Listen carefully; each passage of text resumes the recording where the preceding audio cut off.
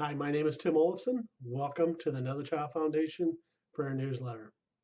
Unfortunately, we got to start off this prayer newsletter with some more urgent prayer requests. That's for the people on the coast, the Gulf Coast area of the country, people from down in Galveston, Houston, clear over to New Orleans. There's so much devastation there that we need to keep in prayer those people who are being affected by those storms. Um, the devastation is they're using words like epic, historic, biblical proportions. That's nothing to joke about. That's very serious, and there's a lot of need that's going to be going on there. Luckily, thankfully, there hasn't been a lot of tragedy. There hasn't been a lot of deaths associated with this, but any deaths associated with a natural disaster like this are too many. But luckily, those deaths and those some of those injuries like that have been kept to somewhat of a minimum this time. But the devastation, the replacement of homes, and the flooding is just terrible. So let's keep those people being affected in our prayers. I also like to pray for some specific people. Jessica, who's a board member of Another Child Foundation, she has been removed from her home. She had to leave because of the flooding was right up to her front step last I knew. So keep her and other people who went on the mission trip just this last July. They're being affected by the flooding. So, and then you swing a little bit more towards the north and east, and you get to the Lafayette, Louisiana area. Many of you know John Frank Reeve, who is our co-founder of Another Child Foundation. I know they're getting a lot of rain. I haven't got an update on just how much rain or how much flooding they're getting there, but they've gotten a lot of rain and they're expecting more rain over the next couple of days. So let's keep them in their prayers. And those first responders, those people who are out there on their own with their boats, just doing some amazing things, rescuing people off their rooftops and things like that. So let's keep those first responders, professional first responders, as well as those volunteers in our prayers.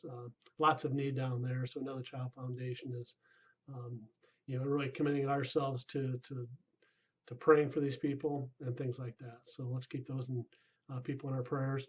The second one's for our Orphan Sunday. We just had a great meeting with some media people, some pastors, and some business leaders in the Quad Cities, and we're really excited about where Orphan Sunday might be going this year. It's been Another Child Foundation's goal um, to really get that Orphan Sunday out there. If you don't know, Orphan Sunday is November 12th, and we're looking for churches all over. So we're looking for individual members, people like you, to take this Orphan Sunday idea, which is, like I said, November 12th. Take it to your pastor and say, we need to be a part of this. This is what the church is called to do. Isaiah 1:17 says, defend the cause of the fatherless. That's what we are called to do as a church. So we'd love to get as many churches involved into Orphan Sunday as possible. And you can go to our website for more information on that. But we just had a great meeting, and I just want to say thank you for those who have been praying for that. Orphan Sunday, as God is really at work and really encouraging Another Child Foundation to take a leadership role in the Quad Cities and other areas of the country, in Lafayette, maybe in Chattanooga area, and then maybe in the Houston area too, as far as being that leader to really get the Orphan Sunday idea out into churches and to businesses and to civic organizations. So, and the third thing I'd like you to pray for is our staff in Romania.